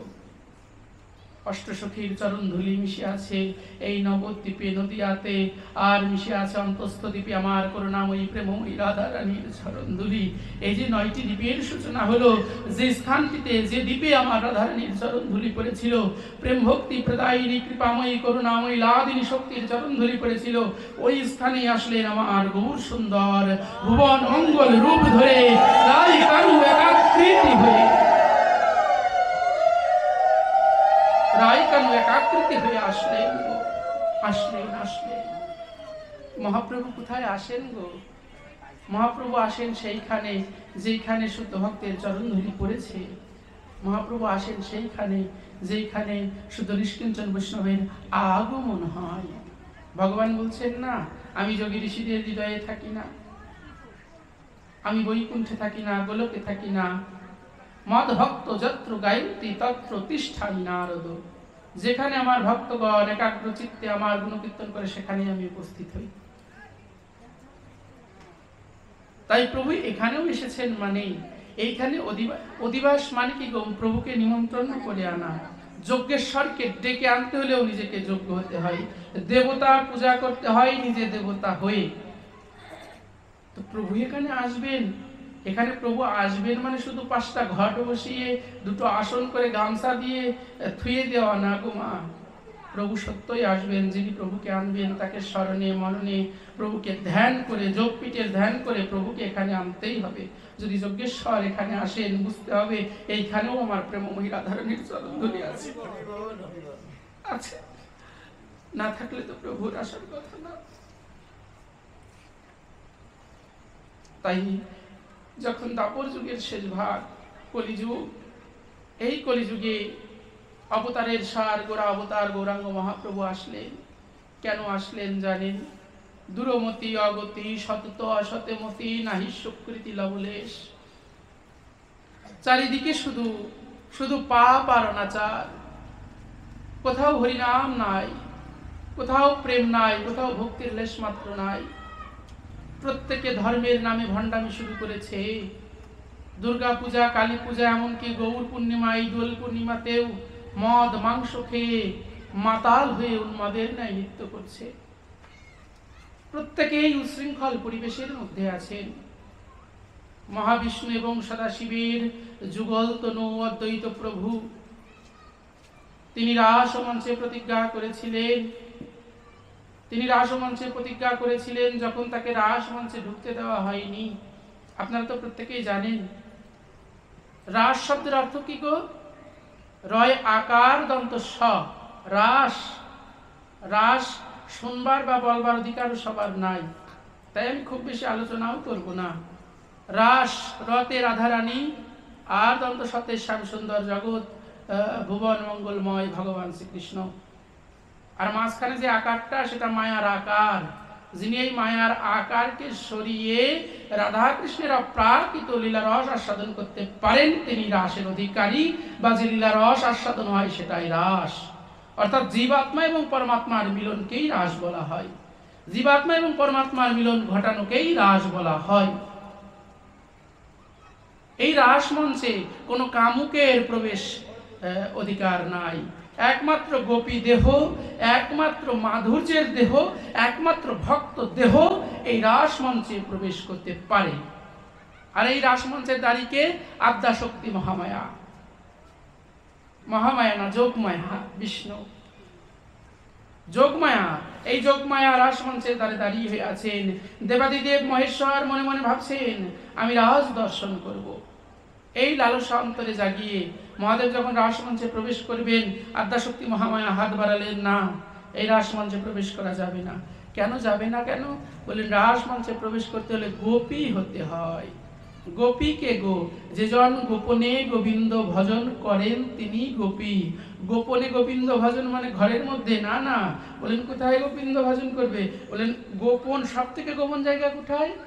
আমাদের হৃদয়। বলেন হৃদয়ের কথা কেউ জানে? ওমা জানে গো, তোমার হৃদয়ে কাকে ভালোবাসে এটা তুমিই জানো, আর কেউ জানে না। আমি পলাশ বাইরে যতই সাধুতা দেখাই, আমার অন্তরে কতটুকু পাপ আছে একমাত্র আমিই জানি। মায়ে জানে বাপ আর মনে জানে পাপ। মা জানে বাবাকে আর অন্তর জানে আমার পাপ কতটুকু আছে। তো এই অন্তরটা তো সব থেকে গোপন জায়গা। যিনি অন্তরে গোবিন্দকে বসিয়েছেন, যার হৃদয়ে গোবিন্দের বসবাস, তিনিই গোপী। শুধু হৃদয়ে বসবাস হলেই হবে না, তাকে মাধুর্যের ভক্ত হতে হবে। ঐশ্বর্যের মূর্তি ধরে এই রাস মঞ্চে প্রবেশ করা বা রাস আস্বাদন সম্ভব না। যায়নি তাই তখন মহাদেব যখন রাসমঞ্চে প্রবেশ করবেন, যোগমায়া বললেন প্রভু এই রাসমঞ্চে তোমার প্রবেশ অধিকার নাই। মহাদেব বললেন যোগমায়া তাহলে কি আমি দর্শন করতে পারবো না? বললেন না, পারবে না। কি উপায়? আমি একটু রাসমঞ্চে ঢুকতে চাই। বললেন তোমাকে গোপী হতে হবে। যখন ভগবান বাঁশি ধ্বনি করতেন, বংশী ধ্বনি করতেন, মুররিটা ধ্বনি করতো রাসমঞ্চে, তখন যে গোপী যে অবস্থায় আছে সে তাকে সেই অবস্থাতেই ছুটে যেতে হতো, সেই অবস্থাতেই ছুটে যেতে হতো। কেউ কাপড় পরছে, বসন পরিধান করছে, তার বসন পরা ফেলে লিখে এসে ছুটে চলে যেত প্রভুর নিকটে। কেউ গলায় মালা পরছে, মালাটা খুলে রেখেই চলে যেত। কেউ স্বামীর কোলে শুয়ে আছে, ভগবান বংশীধ্বনি করেছে, তাকে স্বামীর কোল থেকে চলে যেতে হতো। মাগো, শুধু গোপীদের নয়, এই জগতে যারাই এসেছো এই দেহ ধরে, তাদেরকেও ভগবান যেদিন কালের বাঁশি ধরে ডাকবে, ছুটে চলে যেতে হবে।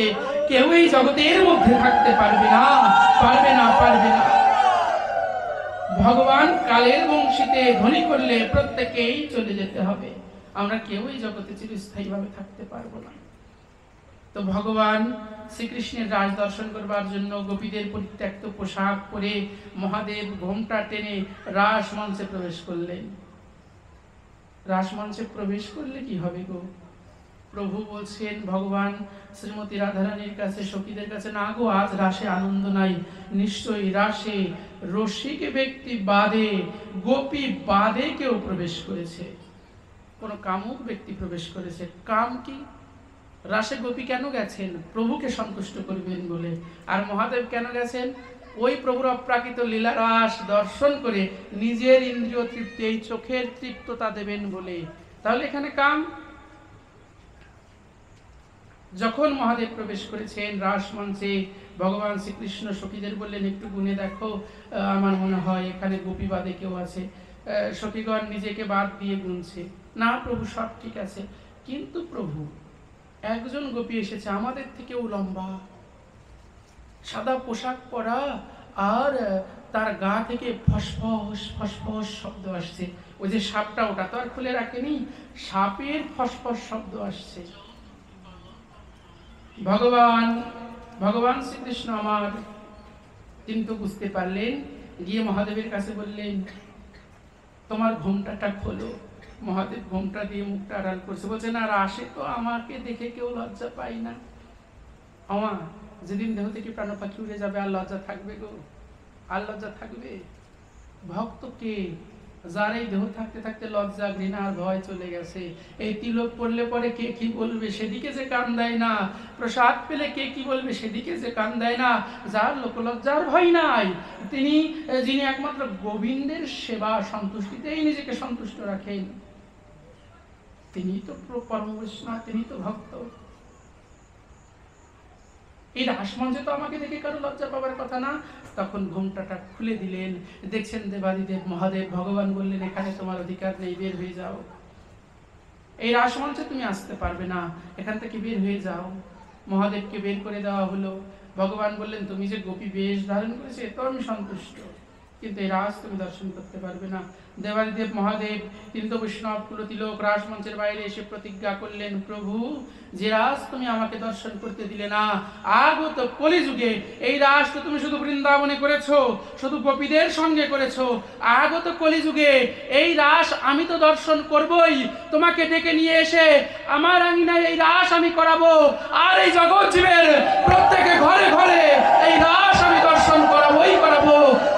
জীবকে দাসে অধিকার আমি দেব। এই গৌরানা ঠাকুর আমার অদ্বৈত আচার্য, তিনি তপস্যা করতে বসলেন। তপস্যা করে সদা শিব আর মহাবিষ্ণু একত্রিত হয়ে অদ্বৈত হয়ে মহাপ্রভুর 52 বৎসরের জ্যেষ্ঠ হয়ে এই ধরণীতে আসলেন। অদ্বৈত প্রভু এসে দেখছেন জীবের দশা। হায় হায়, এ জীব একবার লক্ষ্য করছে না যে দূরমতি অগতি সতত অসতমতি। এদের মনটা সবসময় অন্যদিকে যাচ্ছে। বলেন মা, ঠিক কিনা? মনটা টিভির সিরিয়ালে ঠিক বসছে, খুব বসছে। ওমা, এ লজ্জা পাওয়ার কথা নগো, এ তো চির বাস্তব কথা। আমি তোমাদেরকে লজ্জা দেওয়ার জন্য বলছি না, বিশ্বাস করো। কিন্তু একবার নিজের কাছে বিচার বিশ্লেষণ করে দেখো তো, ওই টিভির সিরিয়ালটি কি তোমার আমার সঙ্গে যাবে তো? বাবারা কি করছে? চায়ের দোকানে আর মদের আড্ডায় মদ খেয়ে নিজেকেই প্রধানমন্ত্রী মনে করে, ভগবান মনে করে। হ্যাঁ, তাহলে আমাদের দূরমতি আমাদের চিন্তা বিগড়ে গেছে। আর বিগড়ে যাওয়ার কারণে কি হচ্ছে? গতিটাও খারাপ, অগতি, ভালো গতি নাই। সত তো অসতেমতি, সৎ কাজে তো মনই নাই। তাস খেলতে বসলে ঘন্টার পর ঘন্টা কেটে যায়, ঠিক পাই না। সিরিয়াল দেখতে বসেছি, মেয়ে এসে বলছে, ও মা খেতে দাও। এই দাঁড়া না, কি বলছে শুনতে দে, একবার মিস হয়ে গেলে আর শুনতে পারবো না। বাবা ফোনে গেম খেলছে, লুডো খেলছে বাবা ফোনে। ছেলে গিয়ে বলছে, ও বাবা আমাকে একটু কোলে নাও না। বাবা বলছে, এই দূরে যা, খেলাটা করতে দে। বাবা তাস খেলছে, ছেলে বাড়িতে পড়তে বসেছে। তাস খেলা বাবার ছেলে কত ভালো হবে বলেন? যে জমিতে মটমটি গাছ আছে, ওই জমিতে ধান ফেলে দিলে কত ভালো ফসল আপনি পাবেন। যে বাবা তাস খেলছেন, তার সন্তান কত ভালো হবে বলেন? এই যে এখন সন্তানেরা মা বাবাকে বৃদ্ধাশ্রমে দিচ্ছে, এই দোষ কি মা বাবাদের না সন্তানদের? এই দোষ তো মা বাবাদের গো। এখন তো মায়েরা সন্তানকে স্তন দুগ্ধও পান করায় না। কেন করায় না জানেন? স্কিন নষ্ট হয়ে যাবে বলে। হরিবল, আমি দেখেছি গো, এই সমস্ত জিনিস যেন আমার চোখেই বেশি পড়ে। আমি এক বাড়িতে পাঠ করতে গেছি পূর্ব বাংলায় থাকতে। এখন ওই বাড়িতে কাজের আয়া রেখেছে, আয়া নার্স। এখন নার্সটাই বাচ্চাটাকে খুব যত্ন করে। সাথে আমার শিষ্য ছেলেরা আছে। রাত্রে শুয়ে আছি, গা হাত পা অনেক ব্যথা, বাইরে বেরিয়েছি। এখন সারাদিন দেখছি ওই মহিলাটাকে সেবা করতে, কিন্তু রাত্রে চলে গেল গো। হ্যাঁ, রাত্রে চলে গেল। পরের দিন সকালে আমি জিজ্ঞাসা করছি বাড়ির একজনকে, মা এই বাচ্চাটা কার গো? কেন বাবা? আমি সারাদিন একজন সেবা যত্ন করে, দুধ খাওয়ায়, সারাদিন পোশাক পরিচ্ছন্ন, পায়খানা প্রস্রাব একজন করায়, কিন্তু রাতে সে চলে যায়। রাতে বাচ্চাটা এদের কাছে থাকে। কে? মেয়েটাই বা কি, বাচ্চাটাই বা কার? বলছে বাচ্চাটাই গৃহস্থের, কিন্তু এই গৃহস্থ একজন নার্স রেখেছে বাচ্চাটাকে দেখাশোনা করবার জন্য। আমি তো পুরো অবাক হয়ে গেছি। মা বুকের দুধ, এতটুকু বাচ্চা ফিরার কাছে বুকের দুধ মায়ের বুকের দুধ খায় না কেন? বলছে মা মডেলিং করে। মডেলিং করে, স্কিন নষ্ট হয়ে যাবে। আগেকার মায়েরা মনে হয় ছেলে মেয়ে মানুষ করে নাই। আগেকার মায়েদের 14-15টা করে ছেলে মেয়ে হতো। তখন ফোনও ছিল না, মায়েরা সন্তানের হাতে ফোনও দিত না। এ বাবা, আপনারা তো মানুষ হয়েছেন, ফোন হাতে নিয়ে মানুষ হয়েছেন, তো আপনাদের ছেলে মেয়েদের হাতে ফোন দেন কেন? বাবা ফোন না দিলে খেতে চায় না। ও তুমি মনে হয় মানুষ হও নাই, তোমার মা মনে হয় তোমাকে মানুষ করে নাই। শোনেন মা, যদি মা হয়ে সন্তানকে স্তন দুগ্ধ পান না করান, ওই সন্তানের কিন্তু আপনার প্রতি মায়া থাকবে না, মমতা থাকবে না। খুব সাবধান। সন্তানকে যদি নিজে কোলে কাকে করে মানুষ না করেন, ওই সন্তানও কিন্তু বৃদ্ধকালে আপনাকে যত্ন করবে না। আপনি যদি সন্তানকে কোলে কাকে করে মানুষ করেন, আপনি যদি সন্তানকে আদর যত্ন করে মানুষ করেন, তবেই ওই সন্তান বৃদ্ধকালে আপনাকে দেখবে। আপনি যদি সন্তানকে বুকের স্তনদুগ্ধ পান করান, সন্তানকে ধর্মীয় শিক্ষা দেন, সদ্গুরুর পদাশ্রয় গ্রহণ করান, তবেই ওই সন্তান বৃদ্ধকালে আপনাকে প্রণাম করবে, শ্রদ্ধা ভক্তি করবে, আপনাকে খেতে দেবে, না হলে দেবে না। আজ পৃথিবীতে এত বৃদ্ধাশ্রম কেন? ছোটকালে তোমরা তোমাদের সন্তানকে মানুষের হাতে তুলে দাও, বৃদ্ধকালে তোমাদেরকে তুলে দেয়। এই তো পরিস্থিতি। সাধুগুরু বৈষ্ণবকে দেখলে বলে, এই ভাত খা, না ওই দেখ ধরাই দেবো, মনে পাগল যাচ্ছে রাস্তা দিয়ে। বড় ছোট মনে হয় গো নিজেকে। সাধু হয়ে কি ভুল করলাম?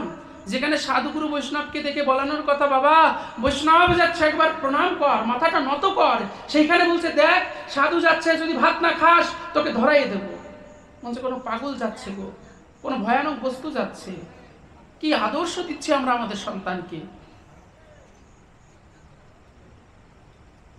আগে মা ঠাকুমারা সন্তানদেরকে রামায়ণের কথা শোনাতো, মহাভারতের কথা শোনাতো। আমরাই তো শুনেছি ঠাকুমাদের কাছে, দাদুদের কাছে মহাভারতের কথা, রাম লক্ষ্মণের কথা। আমরাই শুনেছি মহাভারত রামায়ণের কথা। আর এখন মায়েরা টিকটক দেখছে, সন্তানদেরকেও টিকটক দেখাচ্ছে। আর সৃষ্টি হচ্ছে কি গো, বিশৃঙ্খলা। ওই সন্তান মা বাবাকে বকছে, একটু একটু ছেলে মেয়েরা সন্তানেরা মা বাবাকে বকাবকি করছে, তুই তুকারি করছে। এমনকি আপনারা বিশ্বাস করুন, সন্তানেরা এখন মা বাবার গায়েও হাত তুলছে। আগেকার মা বাবা যদি একবার বলেছে, এই আর সন্তান মাথায় উঁচু করে তাক, আপনারা তাকিয়েছেন? বলেন, আপনারা তো মানুষ হয়েছেন। এই সামনে যে বাবারা বসে আছেন, আপনারা যারা বসে আছেন, আমার মনে হয় না আপনারা মা বাবার মুখের দিকে তাকিয়ে কোনোদিন কথা বলতে পেরেছেন। একটা সিরা প্যান্ট এনে দিয়ে যদি বলেছে বাবা এটাই পর, ওটাই আনন্দের সাথে পড়েছেন। আর সন্তান এখন বলছে, মা 16,000 টাকার ফোন না দিলে পরে আমি কিন্তু মরে যাব। সন্তান বলছে 16,000 টাকার ফোন না দিলে আমি মরে যাব। বাবা কি করব, আপনি তো বলছেন ফোন দিও না, ফোন দিও না। ফোন না দিলে যে মরে যেতে চাই, ও বেঁচে রেখে লাভ কি? বাঁচিয়ে রেখে লাভ কি? যে সন্তান সংসারের মঙ্গলে আসবে না, যে সন্তান সমাজের কল্যাণে আসবে না। আমি যুবকদেরকেও বলবো, বাবা ভাবুন, আপনি যদি সংসারের কল্যাণে না আসেন, আপনার দেহ যদি সমাজের কল্যাণে না আসে, আপনার আমার বেঁচে থেকে লাভ কি? এটা কুকুর শিয়ালের মতো জীবন হয়ে গেল গো। যে জীবন প্রভুর সেবায় মানুষের সেবায় না লাগে, তো কুকুর শিয়ালের মতো জীবন গো। এই জীবন রাখার থেকে না রাখা ভালো।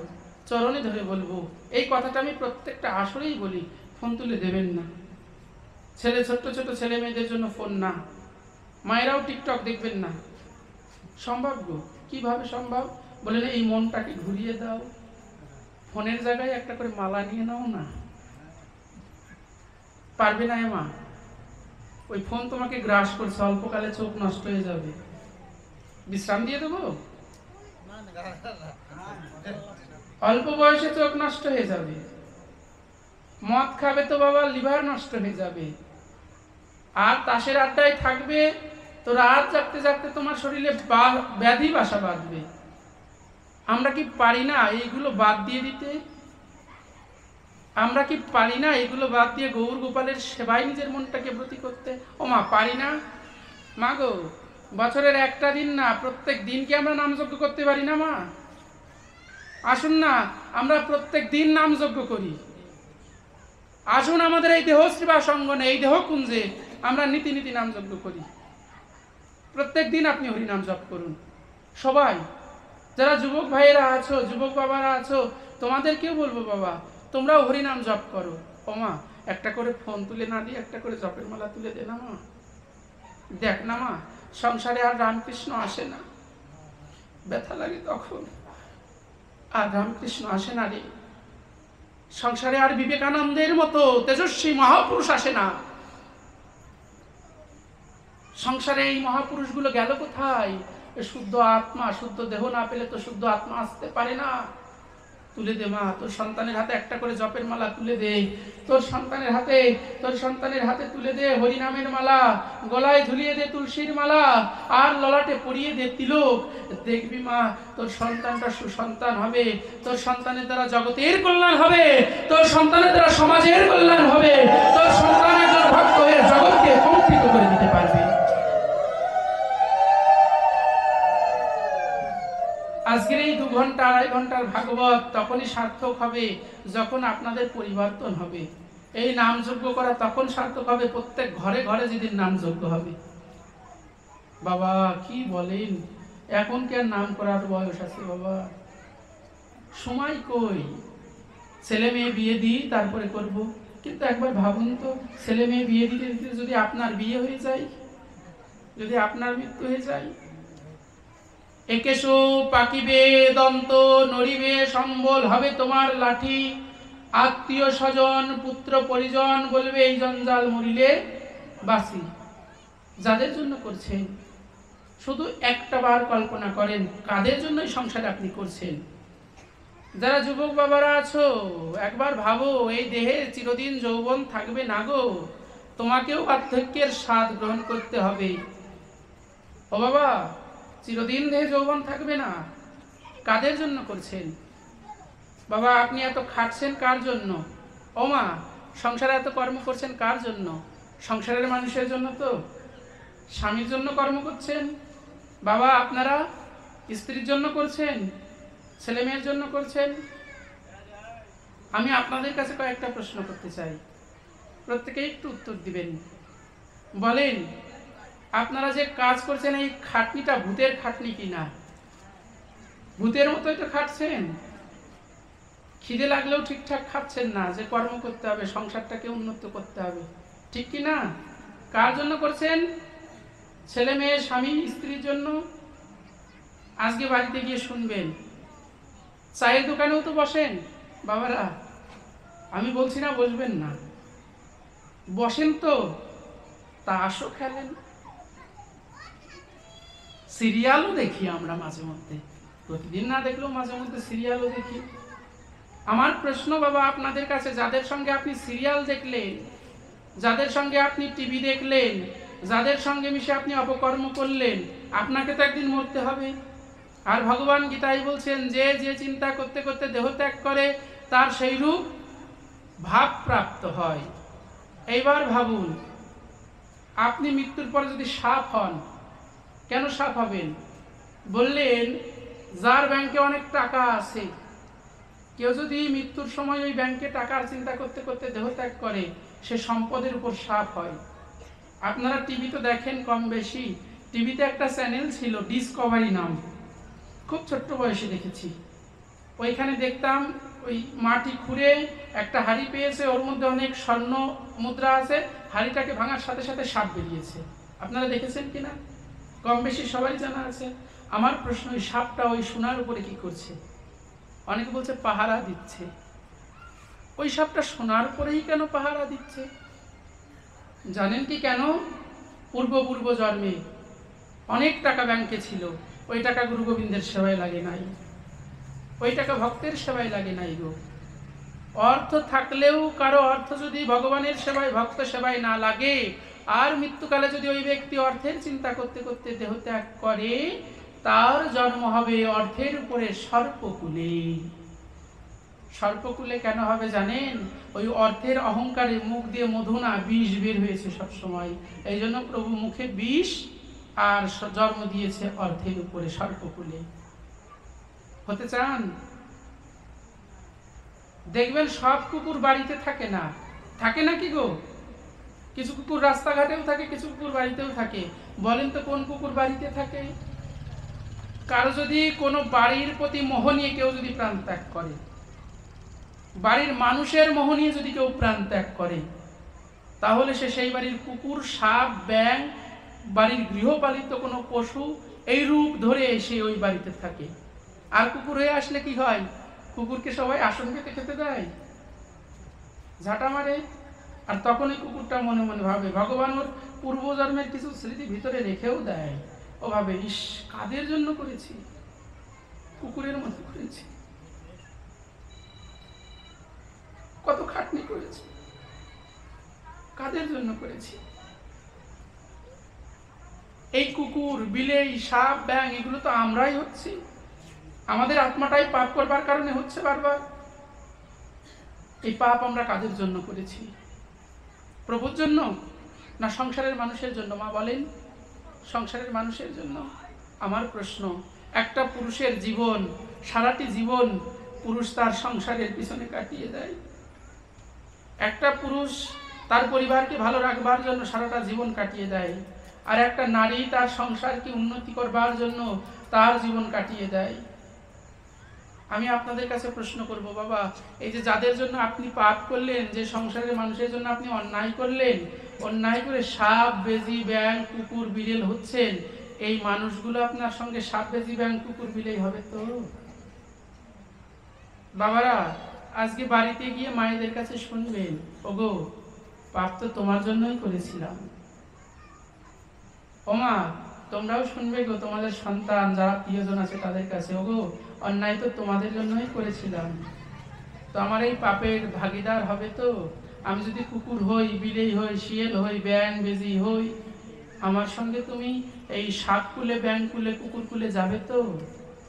এখানেই প্রমাণ হয়ে যাক না, এমা যাবেন স্বামীর সঙ্গে? যদি মুখে বলেও যাব, মরার পরে আর যাবে না। এর বড় প্রমাণ কি গো?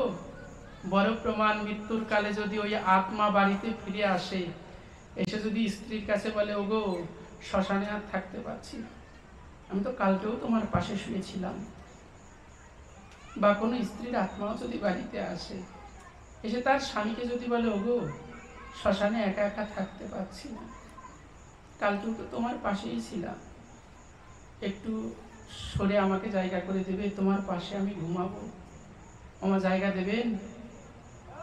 বলে কি গো, পর হয়ে গেছে আমাদের, বলে কি না? কেউ জায়গা দেবে? সকালবেলা কি করবে জানেন? কবিরাজ বাড়ি গিয়ে মাদুলি বেঁধে নিয়ে আসবে, যেন ভূতে না ধরে। কিন্তু এই সংসারের জন্য তো আপনি ভূতের খাটনিটা করেছেন, এই সংসারের জন্যই তো প্রতিনিয়ত আপনি আপনার জীবনটাকে বিসর্জন করেছেন, এই সংসারের জন্য তো আপনি প্রতিনিয়ত পাপ করেছেন। যে সংসারের জন্য আপনি ভূতের খাটনি খাটলেন, মরার পরে সেই সংসার আপনাকে ভূত বানিয়ে দিল। তো যে সংসার মরার পরে আপনাকে আমাকে ভূত বানিয়ে দেবে, সেই সংসারের বন্ধু বান্ধব, আত্মীয় স্বজন, পুত্র পরিজন মরবার পরে আপনার সঙ্গে কুকুর, বিড়েল হবে, আপনি ভাবেন কি করে? আমি ভরসা পাই কি করে যে আমার সঙ্গে তারা কুকুর, বিড়েল, শিয়াল কুলে জন্মগ্রহণ করবে? তাহলে তো প্রমাণ হয়ে গেল, মৃত্যুর পরে কেউ আমার সঙ্গে কুকুর, বিড়েল, শিয়াল হবে না, অধোজনিতে যাবে না, কেউ যাবে না। আমাদের একটা ঠাকুমা আছে, গোয়ালন্দতে বাড়ি ছিল। আমি অনুষ্ঠান করতে গেছি, অধিবাস করে রাত্রে ঘরে এসে পাঠ বিশ্রাম দিয়ে শুয়ে আছি। ঠাকুমা এসে বলছে, গুসাই দাদা কেমন আছো? আমি ভালো আছি। বলছে, গুসাই দাদা, প্রত্যেক দিন কি হয় জানো? আমি কি হয়, তোমার দাদু প্রত্যেক দিন আমার কাছে আসে। দাদু প্রত্যেকদিন তোমার কাছে আসে? দাদু তো প্রাপ্তি হয়ে গেছে। কি বলে গো ঠাকুমা? এসে গুসাই দাদা এসে বলে, উপরে তোমার জন্য ঘর বানিয়েছি।